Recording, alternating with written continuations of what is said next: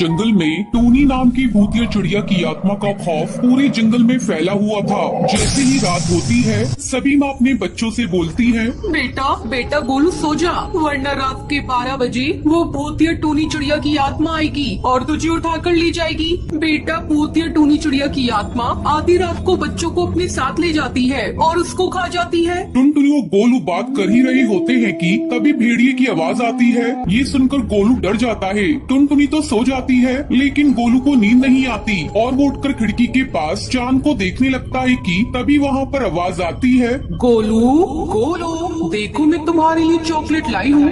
गोलू अपने घर का दरवाजा खोलता है और आवाज के पीछे चला जाता है। तभी वो देखता है भूतिया टोनी चिड़िया की आत्मा वहाँ खड़ी होती है। गोलू भागने लगता है। तभी भूतिया चिड़िया की आत्मा उसे हवा में उड़ा देती है और उसको खा जाती है। मजा